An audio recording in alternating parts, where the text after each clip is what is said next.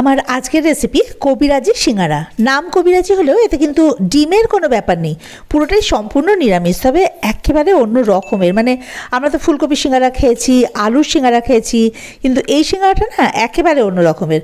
তবে চায়ের সঙ্গে খেতে এটাও কিন্তু দুর্দান্ত লাগে, খুব সুন্দর লাগে খেতে। একবার বাড়িতে তৈরি করে খেয়ে দেখবেন। তো চলুন দেখে নেওয়া যাক যে এই কবিরাজি সিঙ্গারা বানাতে কি লাগছে। প্রথমে তো সিঙ্গারা তৈরির জন্য যে ডোটা সেটা তৈরি করতে হবে।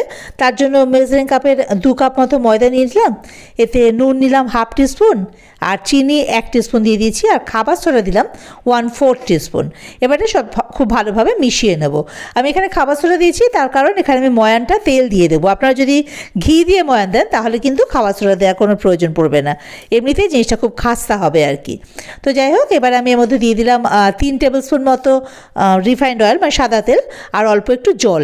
এবারে সব কিছু একসঙ্গে এই ময়দাটার সঙ্গে খুব ভালো করে মিশিয়ে দিতে হবে। মানে ময়দার প্রত্যেকটা অংশে যেন এই মিশ্রণটা খুব ভালোভাবে মিশে যায়। এই যে দেখুন, খুব ভালোভাবে চেপে চেপে রগড়ে রগড়ে রাখি, এই যে এভাবে করে মিশিয়ে নিতে হবে এর মধ্যে।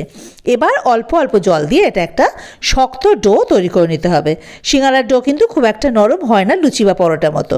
একটা শক্ত ডো তৈরি করতে হবে। এবার ঢাকা দিয়ে এটা রেস্টে থাক 15-20 মিনিট। ততক্ষণ পুরটা তৈরি করতে হবে। তার জন্য গাজর নিয়ে নিলাম। এই যে দেখুন, আমি এখানে 500-550 গ্রাম মতন গাজর নিয়েছি। তার দু সাইডটা কেটে খোসাটা ছাড়িয়ে খুব ভালোভাবে ধুয়ে নিয়েছি। এবারে গাজরটায় জল দেবো, যাতে গাজরটা ডুবে যায় সেই পরিমাণ জল দেবো, আর 1 টিস্পুন নুন দিয়ে দেবো। দিয়ে এটা একটু ভাপিয়ে নেব। মানে খুব সেদ্ধ একদম করব না, জাস্ট ভাপিয়ে নেব, একটু নরম হবে আর কি গাজরটা। এটা বসানো থাক, ততক্ষণ আমি একটা মশলা তৈরি করে নিই, ভাজা মশলা। এর জন্য ওভেনে একটা কড়াই বসিয়ে তাতে একটা শুকনো লঙ্কা, 1 টিস্পুন জিরে আর 1 টিস্পুন ধনে এই দিয়ে মিডিয়াম ফ্লেমে খালি খোলে একটুখানি ভালোভাবে নেড়ে ভেজে নিতে হবে। খুব বেশিক্ষণ কিন্তু ভাজা যাবে না, জাস্ট একটা সুন্দর ফ্লেভার আসবে, কালারটাও একটু চেঞ্জ হবে, আর একটু যে ধোয়া বেরোবে, হ্যাঁ বোঝাই যাবে, তখনই কিন্তু ফ্লেমটাকে অফ করে দিতে হবে, নাহলে পুড়ে যাওয়ার সম্ভাবনা থাকে মশলা। এই যে দেখুন হয়ে গেছে। এবার এটা নামিয়ে হাফ ক্রাশ করে নেবো, খুব মিহি গুঁড়ো করবো না। এই যে আধ ভাঙা মতো করে গুঁড়ো করে রেখে দেবো। এদিকে দেখুন গাজরটাও ফুটে গেছে, মোটামুটি সেদ্ধ হয়ে এসছে, আর মানে ভাপাতে চেয়েছি আমি, খুব সেদ্ধ নয়। এই যে দেখুন একটু ক্রাঞ্চি তো থাকবেই। এই যে এবারে এটাকে ফ্লেমটাকে অফ করে নেবো আগে, তারপর জলটাকে আগে ভালো করে ছেঁকে নেবো গাজরের। গাজরটা কিন্তু খুব ছোটো ছোটো টুকরো করতে হবে। জল ছাঁকা হয়ে গেছে, এবার তো পুরটা তৈরি করতে হবে। এই যে এর জন্য ওভেনে আগে কড়াই বসিয়ে নেব, আর তাতে দেবো খুব কম, মানে 1 টিস্পুন মতো সাদা তেল। মানে খুব কম তেল লাগে এতে। তেলটা একটু গরম হয়ে গেলে এর মধ্যে ওই জল ঝরিয়ে রাখা গাজরটা দিয়ে দেবো। এবারে এটা খুব ভালোভাবে আগে নাড়াচাড়া করে নেবো, মানে তেলের সঙ্গে মিশিয়ে নেবো গাজরটা আর কি। ফ্লেমটা কিন্তু হাইতেই থাকবে, আর খুব তাড়াতাড়ি পুরটা তৈরি হয়ে যায়, খুব বেশি কিছু করার প্রয়োজন পড়ে না। এবারে এর মধ্যে দিয়ে দেবো আমি পরিমাণ মতো নুন, মানে স্বাদ মতো নুন। আমি এখানে 1/2 টিস্পুন নুন দিয়েছি, আর চিনি দিয়েছি 1 টিস্পুন। নুন মিষ্টিটা আপনারা আপনাদের স্বাদ অনুযায়ী দেবেন। এবারে এর মধ্যে দিয়ে দিলাম আমচুর পাউডার 1 টিস্পুন। যদি আমচুর পাউডার আপনার বাড়িতে না থাকে তাহলে অবশ্যই কাঁচা আম বা জলপাই এগুলো সেদ্ধ করে কিন্তু এর মধ্যে দিতে পারেন। মোটামুটি কিছুটা টক এর মধ্যে দিতে হবে। তো আমার কাছে আম বা জলপাই এগুলো কিছুই হাতের কাছে ছিল না, আমচুর পাউডার দিয়ে দিয়েছি আমি 1 টিস্পুন। এবার ভালোভাবে নাড়াচাড়া করে ওই যে ভাজা মশলাটা তৈরি করেছিলাম সেটা দিয়ে দেবো 1.5 টিস্পুন মতো। এবার দিয়ে দেবো অল্প একটু লেবুর রস, মানে ওই 1 টিস্পুন মতো লেবুর রস দেবো। আপনারা যদি জলপাই বা কাঁচা আমের শাঁস দেন সেক্ষেত্রে কিন্তু লেবুর রস বা আমচুর পাউডার এগুলো আর দেবেন না, তাহলে বেশি টক হয়ে যাবে। আর খুব বেশি টক হয়ে গেলে তখন কিন্তু আবার খেতে ভালো লাগবে না, টেস্টটা নষ্ট হয়ে যাবে। তো সব কিছু দিয়ে মিশিয়ে এবারে এইভাবে করে চেপে চেপে গাজরটা একটু ভেঙে ভেঙে দেবো আর কি, এভাবে চেপে চেপে নিতে হবে। এই যে এবারে একটু ভাজা ভাজা করে নিলে কিন্তু পুর রেডি হয়ে যাবে। খুব বেশি সময় বললাম না, লাগে না, হাই ফ্লেমেই কিন্তু তৈরি করা হয়ে যায়। এই যে মোটামুটি কমপ্লিট। এবারে ফ্লেমটাকে অফ করে দেবো, আর পুরটা অন্য একটা বাটিতে নামিয়ে এটা ঠান্ডা হতে দেবো, কারণ ঠান্ডা না হলে আবার সিঙ্গারার পুরটা ভরা যাবে না আর কি, বা সিঙ্গারাটা ভালো হবে না। এই যে এই বাটিতে নামিয়ে রাখি। এবার তো সিঙ্গারাটা তৈরি করে নেওয়া পালা। তার জন্য ঢাকা দিয়ে রেখেছিলাম রেস্টে, এবার ঢাকাটা সরিয়ে নেব। এবার ওই ডো থেকে পুরির আকারে ছোটো ছোটো লেচি কেটে নিতে হবে আর কি। এই যে এক একটা লেচি থেকে 2টো করে সিঙ্গারা হবে, মানে আমরা যেভাবে সিঙ্গারা তৈরি করি ঠিক সেভাবেই কিন্তু তৈরি করতে হবে। এবারে বেলে নেওয়া পালা। ওই আলু ফুলকপি সিঙ্গারা যখন তৈরি করা দেখিয়েছিলাম আমি, যেভাবে তৈরি করেছিলাম সিঙ্গারাটা একই রকম প্রসেস, কিন্তু নিয়মটা কোনো ব্যতিক্রম নেই। এই যে এবার বেলুন চাকিতে একটা লেচি নিয়ে সেটাকে এরকম ডিম্বাকার মতো বেলে নিতে হবে। সিঙ্গারার এটা কিন্তু সবসময় ডিম্বাকার বেলতে হয়, আর খুব একটা পাতলা কিন্তু বেলা যাবে না, একটু মোটা থাকবে, তাহলে খুব বেশি মোটাও না, মানে একদম পাতলা হবে না আর কি। এবার মাঝখান থেকে কেটে দুভাগ করে নিলাম, একটা ভাগ তুলে নিলাম হাতে।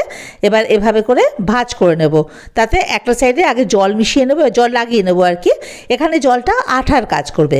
এবার তার উপরে আরেকটা পার্ট এভাবে করে দিয়ে দেবো। ওই যে ভেলপুরি যখন খাই যেরকম ঠোঙা তৈরি করে অনেকটা সেরকম ধরনের লাগে দেখতে। এই যে দেখুন একটু চেপে চেপে দেবো, ব্যাস। এবারে ওই যে গোল দিকটা সেদিকটা তর্জনের দিকে থাকবে, এভাবে করে ধরে নেব। আর পুরটা এবারে একটুখানি দিয়ে দেবো এর মধ্যে, একটু চেপে দেবো পুরটা, খুব বেশি কিন্তু চাপো না, তাহলে আবার ওখানে আঠা দিয়ে যে সামনের দিকটা লাগানো হয়েছে ওটা খুলে বেরিয়ে চলে আসবে। এবার এই গোল পোর্শনটা এখানে আবার একটু জল দিয়ে দেবো, বললাম না জলটা এখানে আঠার কাজ করবে। এই যে এবারে ওপরের পোর্শনটা একটা ছোট্ট ফোল্ড করে নেবো, এই যে যেভাবে কুচি দেয় না শাড়িতে, এই যে দেখুন এবার ছোট্ট একটা ফোল্ড করে নেবো, এই যে হয়ে গেল। এবারে এই ফোল্ডটা সামনের দিকে টেনে সামনে যে জয়েন্টটা তার সাথে লাগিয়ে দেবো জোরে চেপে, আর পুরো মুখটাই চেপে চেপে বন্ধ করে দেবো। এই যে দেখুন রেডি হয়ে গেল কিন্তু আমাদের সিঙ্গারা। খুব সহজ না সিঙ্গারা করা, দেখবেন খুব সোজা। এই যে কমপ্লিট। আরেকটা দেখাচ্ছি, দেখুন এভাবে আগে মুড়িয়ে নেব, একটা সাইডে আগে জল লাগিয়ে নেব, জলটা এখানে আঠার কাজ করবে। এবারে একটা পিঠের উপর আরেকটা পিঠ এভাবে দিয়ে ভালোভাবে চেপে নেব। এই যে এবারে সিঙ্গারার যে গোল অংশটা বাড়তি অংশটা সেটা তর্জনের দিকে থাকবে। এবারে চামচে করে ওই পুর নিয়ে নেব, একটু একটু নিয়ে ওই সিঙ্গারার মধ্যে ভরে দেবো। আগে একটু চেপে ভরবো, তাহলে বেশি না, তাহলে আর বেরিয়ে চলে আসবে পুর।